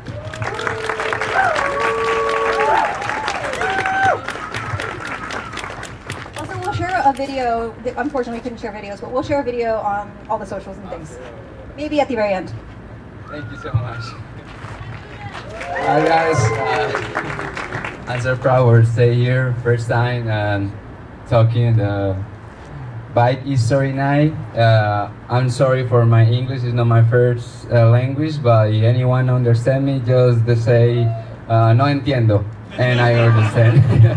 Well, I'm so happy with the coincidence in the future. How Valerie found me. In Austin, ride my bike. I used to ride my bike in the streets because it's my 3rd time here in Austin, Texas. This time I just moved here with my girlfriend. She's from France, and we're trying to find more opportunities here. And yeah, so just hanging out with the guys here and what I want to do. Well, basically my history is when I was 7 years old. This is sad. I don't want to cry. I'm just kidding. So when I was 7 years old, I just hit by a bus. I was riding my skateboard. It's not really like a skateboard. It's just like a roller skate, and I just sit in this part, the foot, and yeah, I hit by a bus, and I don't remember how I hit by a bus, but those guys just tell me like, oh, you don't hear you. I would say, oh, the bus is coming, and I just go. Yeah, I don't care. And when I wake up, I just saw like all the, the below the vehicle, all that stuff, and what happened here? Like a dream or something? And someone just take care of me, and he say, hey dude, don't wash your leg. For what? And I just see my leg, and that was destroyed. I see my bone and blood and all. I said, oh, my mom is gonna kick me off. That's what the thing what I say. You just say because I just was thinking my mom. Like, oh no, I don't want to show this is my mom. So yeah, I was so young, so it's just 7 years old, and then they bring me to the hospital. It's like it's not like I need to see the truth. Yeah, it's a shitty hospital. Yeah, it's a small town. Less opportunities with the doctors in Colombia, and it's so hard. You have good attention, and the hospital more close to my town was in Medellin. It's 3 hours far away, and we just arrived there after 6 hours. The accident just happened like 11 a.m. It's a long time, and then I arrived in Medellin, and they say to my dad, hey Ruben, is your son have gangrene? If the gangrene got to his heart, he gonna die. Why you wanna do it? Because his leg or what? Yeah, he just told me the history. He was, so hard for him. It's like, oh yeah, so he scored his leg, and when I awake in the hospital and all that stuff, like the bed and the television thing, and what I do, what I hear, what happened, and I just talked to my dad, and he said, oh, the doctor scored your leg because you have a sick accident. You roller skate. And okay, where's my leg? So the accident happened, and I just continue watching television. It's like nothing happens.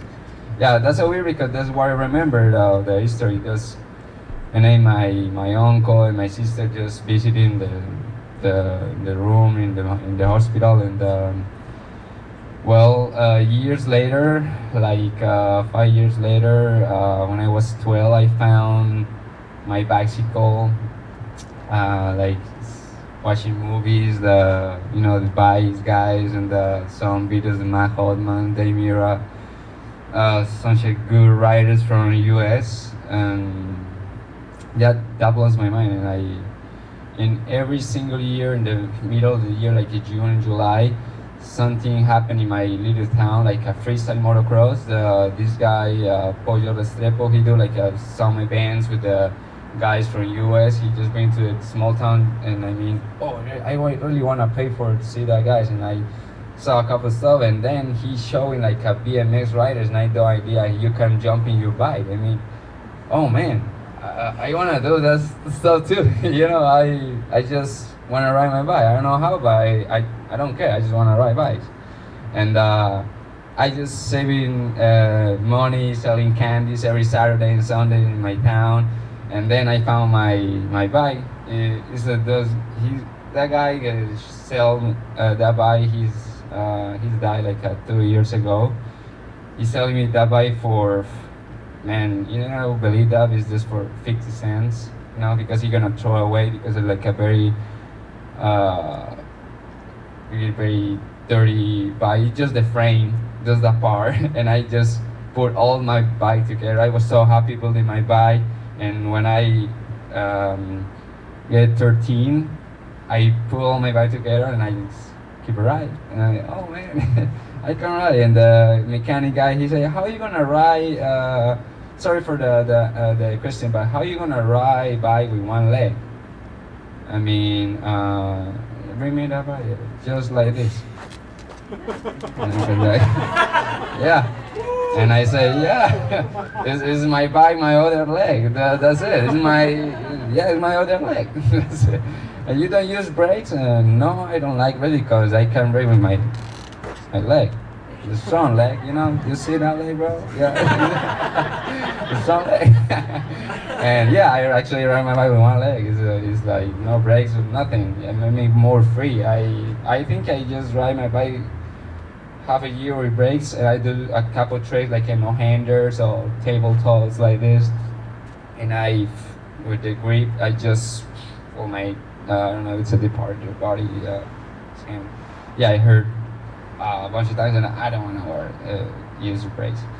I just use brakes in the, road bikes and mountain bikes. I used to ride road bike with my prosthetic leg, and the mountain bikes too and prosthetic leg.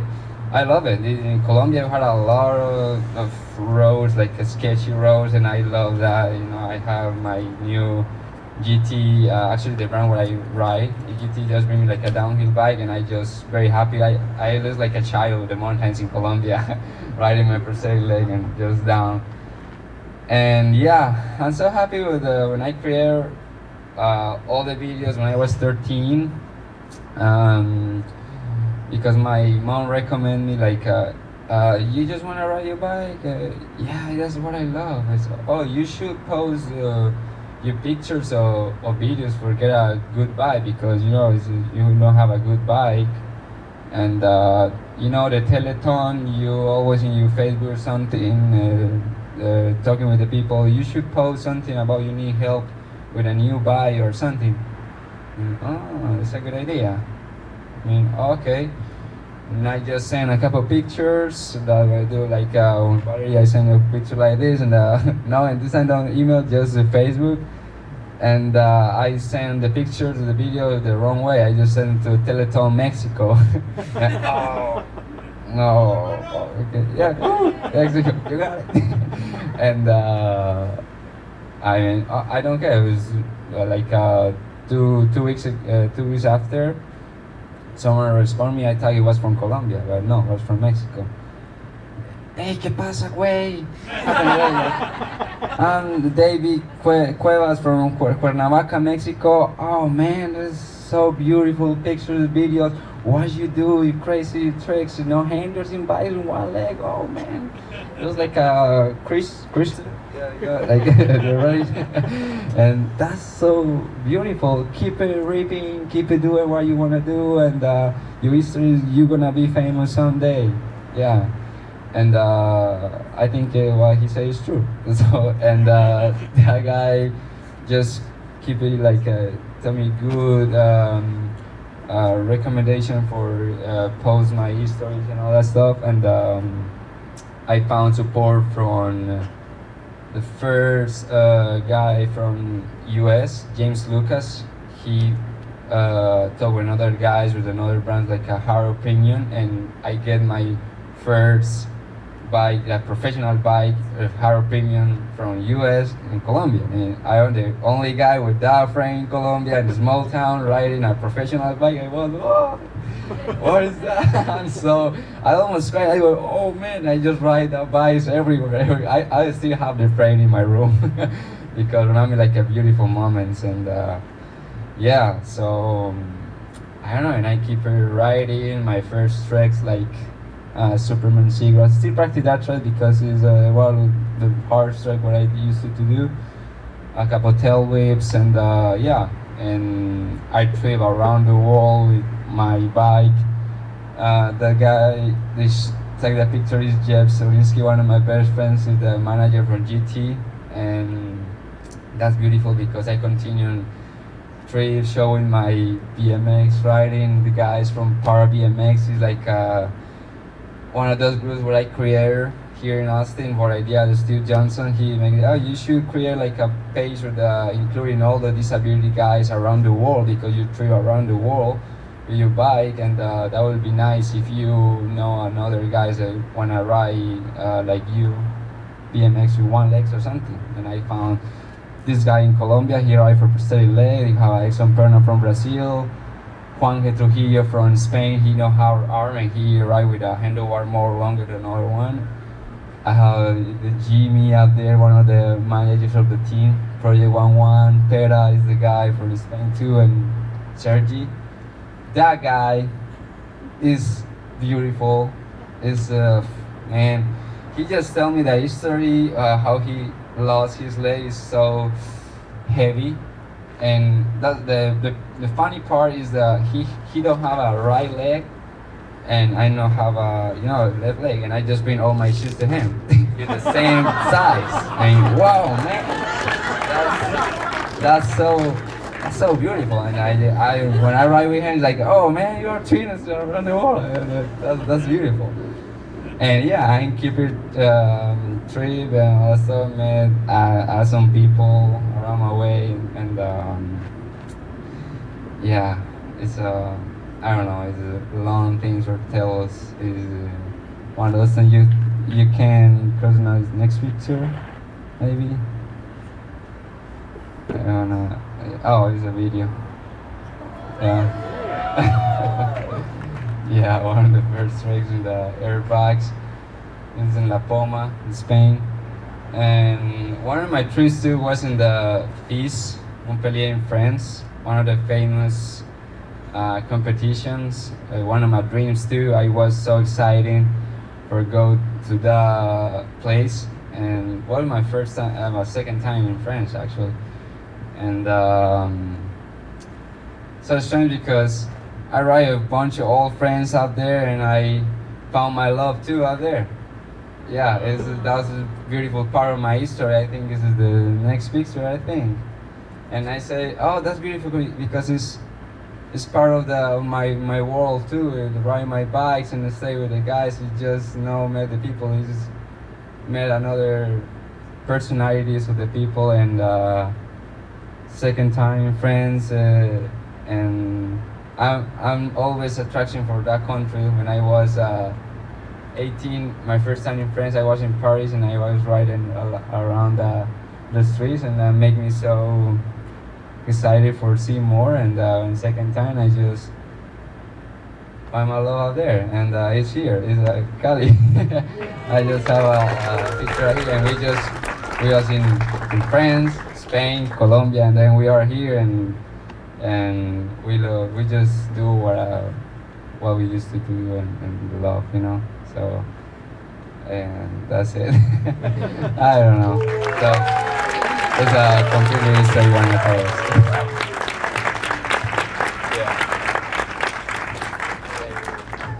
Thank you. Oh my goodness, that was amazing. Thank you. So it was good that I went back, right? So yeah, watch out for stalker. I'm a little bit of a stalker. In a good way, I promise. Thank you so much, Julian. Thank you to all of the storytellers. Thank you once again to the volunteers. Liz, let's give away some prizes. Got some more prizes, y'all. We're gonna do something different, okay? Because the numbers kind of take a little bit of time. Okay, 2 prizes? 3? 2. 3? Okay. Let's do 2. Okay.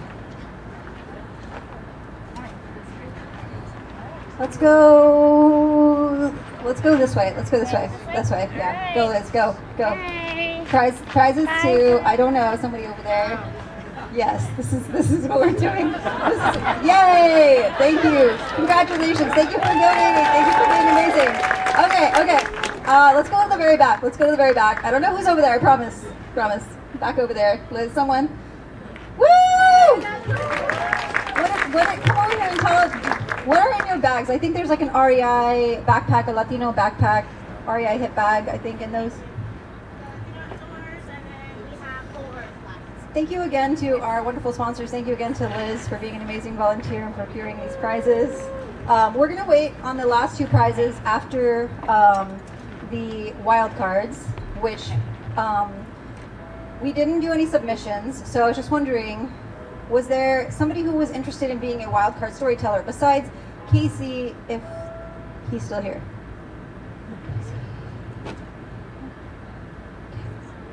Okay, cool. All right, I think raise your hand, don't be shy if you were going to be a wild card storyteller, because I know that there's at least one person. And then after that, we're going to do community plugs, which is 30 seconds to plug any fun thing you want, not necessarily fun, but it can be anything you want to put out to the community. It's a really fun portion of the evening just before it ends, so do stick around for that. It's really fun.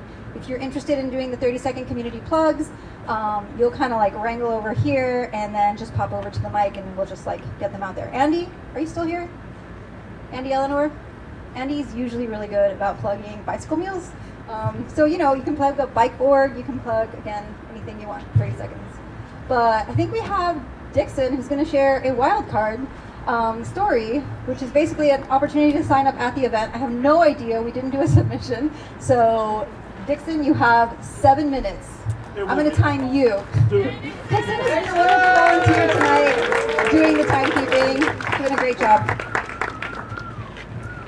Yeah, so I've just been putting this together as I've been sitting there watching the time, holding up the signs to the people, you know, who I have to cut off in the most kind way.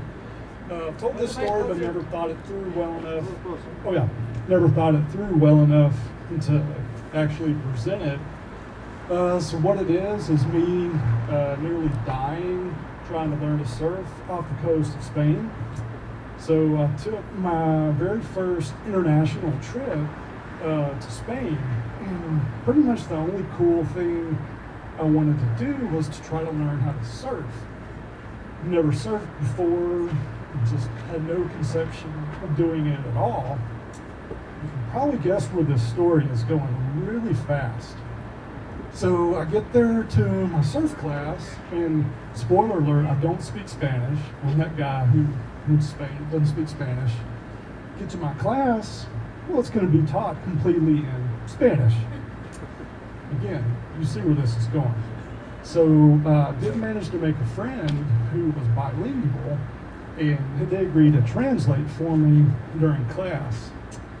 So they would translate for me about one paragraph out of every 6 that was taught and shared with us in the class. So I guess I was starting to kind of feel like maybe the person who's getting left behind as the bike group who gets going ahead, and they're just kind of struggling to get up on the bike. You know, they're all getting in, and I was like, I guess we're all going to end up out in the water one way or the other. So it comes time to throw on a wetsuit. I've never done a wetsuit, but yeah, you just put one on, and it was tight, but you know, they're supposed to be, I guess. So we make our way out to the sand. They start giving a lesson real fast on the surfboards. Let me just tell you, anybody in the house tried to surf before? A few people.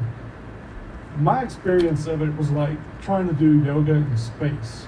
I could not in any way connect with surfing.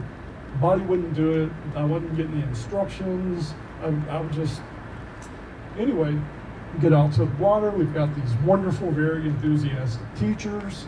Again, in Spanish, because I don't speak English. I was that guy. We get out in the water. I have no idea what's going on. I'm in this very tight wetsuit, and it starts to hit me almost immediately. I am going to die. Because the wetsuit was so tight, couldn't breathe, couldn't really swim right around with the surfboard. It's just not happening. But the wonderful, enthusiastic teacher is trying to make sure I have a good time. So she's trying to encourage me to get back on the surfboard.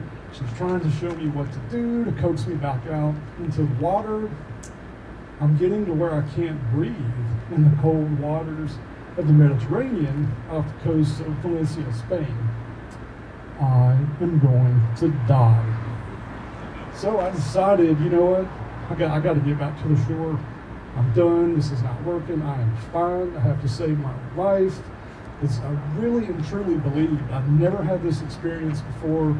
Hopefully never will again. I was starting to panic because I thought, like, I'm sinking. I'm going to die here. So I get back out to the shore, and I'm happily watching all my other fellow graduates dominate the waves, totally ride to glory and whatever they're doing. Wonderful teachers trying to get me to come back out. I said, I'm just having the most wonderful time as could be.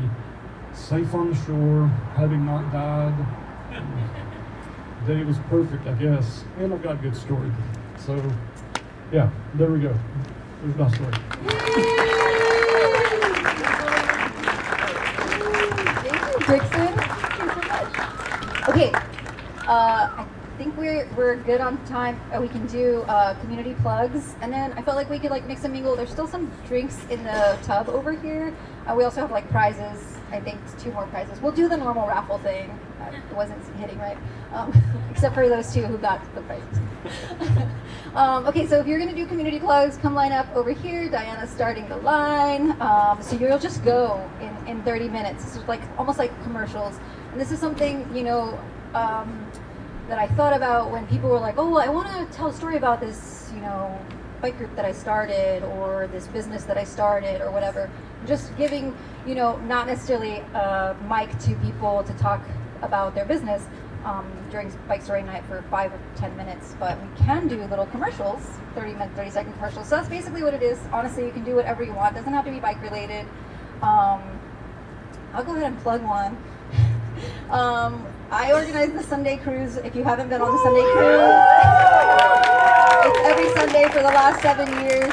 Started here in Austin, Texas with me and my wonderful husband partner, co-producer of Bike Story Night. Please come out. It's super chill, relaxed ride, less than 10 miles usually. We find fun stuff. Okay, that was 10, 20.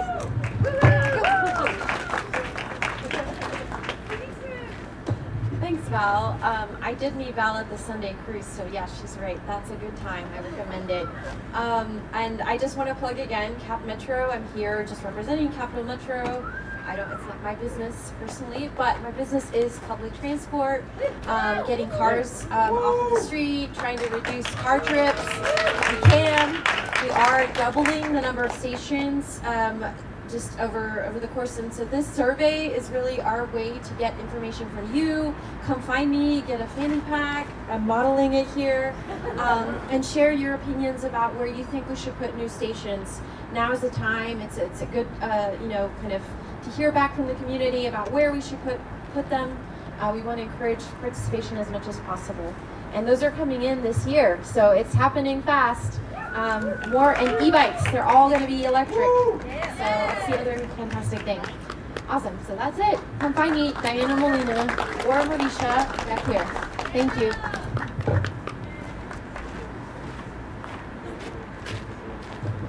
Hi, I'm Amber. I am a ride leader with the Austin Gravel Collective, part of the Gravel Collective larger, and I super love it. It's an organization that I care so deeply about. Before I was a ride leader with them, I had gone on a few of their rides, and it was the best group ride experience that I had really had up until that point. And it just was really awesome to be with a group that made something as daunting as maybe someone's first ride out on gravel out in the country, like, accessible. And so I really wanted to be a part of that. I just wanted to plug that our next ride is April 7th. It's a Sunday. It's that we're gonna wheels down at 9 a.m. out in Lexington. We highly recommend carpooling. If you have restrictions to getting out there, I can't make many promises. I'm running the Instagram account and will try and pair people if I can. So feel free to reach out. I'm on my phone too much. And we lead from the back, so no one ever has to worry about riding alone. I'm always in the back, and I love being there. Like, I always tell people, I'm just happy to be here. I'm happy to be riding with people that are also just happy to be there. So please come out and have fun with us.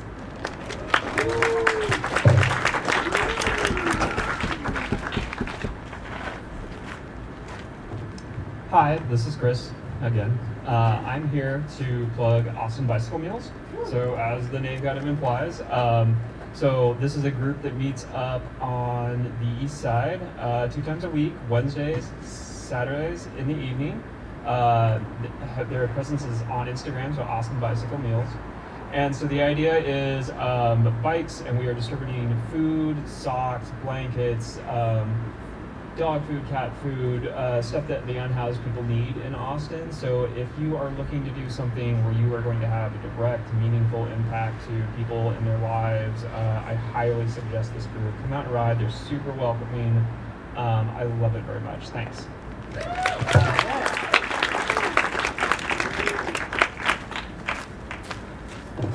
Hi, I'm Movita. I'm not talking about Camp Metro.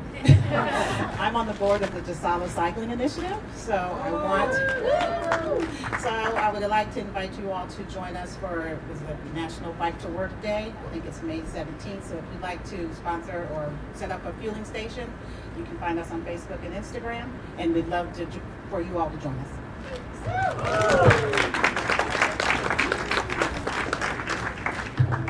Hey, thanks for coming out. I'm Colin. I'm also part of Bikes Across Borders, so we just want to bookend with it. Thanks for spending the evening with us. Bikes Across Borders taught me how to bike tour, and so if that's something that you're interested in, we would love to invite you to join us for our first ride of our tour. I think it's gonna be like May 22nd, 23rd. Come bike to San Marcos with us, camp out with us. Yeah, just get your toes wet in that, and please take that zine with you and reach out to us. And yeah, thanks again.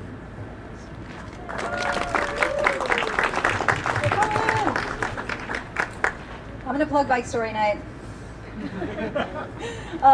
Bike Story Night is seriously like a culmination of several things that I love: bringing people together, bicycling, and documenting, taking photos. It sort of started that way for me as I was during COVID riding with my pod and having opportunity to just connect a little bit more with less people. Our group, pod was small, and I'd always taken photos on every ride.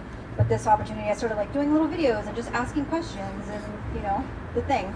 But then as I had more brain space, and I've always been a community organizer, an event organizer for several years here in Austin, and then I was taking a break during COVID, and it was a little bit of a blessing to do this. And then several things just made me realize, like, oh, I was a photographer in high school. Like, oh, I used to get people together when we were younger, to do like choreography and to play baseball or whatever, like have fun with nothing and do as much as we can.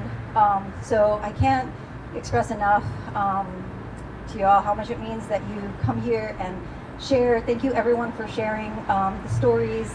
Thank you people for being willing to share your stories here, Instagram stories, and spreading the word. It's really, really helpful. The algorithm really sucks, like it's the worst. So it means a lot. We have a newsletter sign up. Stay connected. Message me with any questions. Volunteer. Sign up to volunteer at the next event. Hopefully we'll be in May. I love doing this. I'm really, really happy to be doing this. I'm really, really happy y'all are here. I can't do this without all of you, and especially with the volunteers and Jordan. Thank you, Phil. Thank you, Dixon. Thank you everyone for just like reaching out in general and being amazing. Whole Earth Provisions, the Meteor, Latino Outdoors, Mellow Johnny, SRAM, all donated amazing things. I think we actually still have 2 gift cards to SRAM that we haven't given away, plus 2 more prizes. So there's a lot of people here. Can we get the raffle thingy? We'll do 4 more prizes. Oh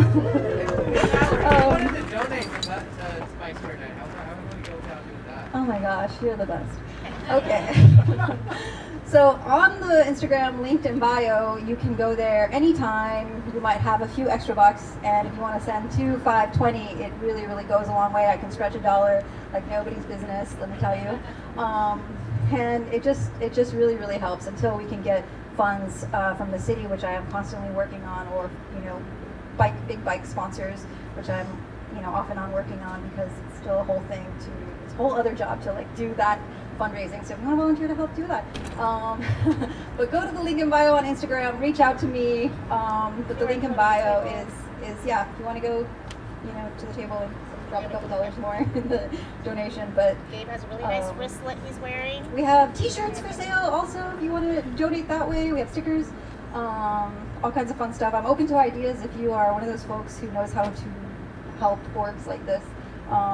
please reach out. That's my plug. Okay. 4722. Oh, 4272. 4272. Yay! 4258. 4258. 4258. Did you leave? Yay! Still here. Okay, thanks. This is Whole Earth. I want this bag. It's so amazing. I'm gonna go probably get this from Whole Earth. Whole Earth is amazing. And then we have 2 SRAM gift cards. SRAM local field guide, which I will need to get your email for. 4271. Yay! We don't have it with us, but we will get your email. I know you. One more. 4293. 4293. 4293. Yay! Megan! We will need to get your email. We don't have the card, but we have a $25 gift card to SRAM for you via email. Thank you to David, our local SRAM field guide. I'll give you a Bike Story Night t-shirt too, both of you. We can beef that prize up a little bit. Stand up if you were volunteering tonight. Stand up. Liz, get closer over here. Look at this. Jordan, Dixon, Phil, Gael, Gabe in the back has been a solid check-in table. Amazing, amazing crew tonight. Amazing audience. This is probably the biggest event that I think we've had. I think there was about 80 people, in and out in total. Our average is usually 60 probably. So I really, really appreciate you. And that's because you didn't even know that there was a famous BMX cyclist here, or that there was going to be free beer. So it means a lot that you came regardless. Cheers. I will see you all very soon. Please stay connected. Message me. Sign up for the newsletter. No spam, I promise. There's beer over there. Jordan, I'm sure I forgot a million things if you want to come up and share. Okay, give a round of applause to Jordan, seriously. Co-producer behind the curtain. Appreciate him. Keep on riding, y'all. I hope to see you out there. I hope to ride with you soon. You're amazing. Good night. Let's hang out.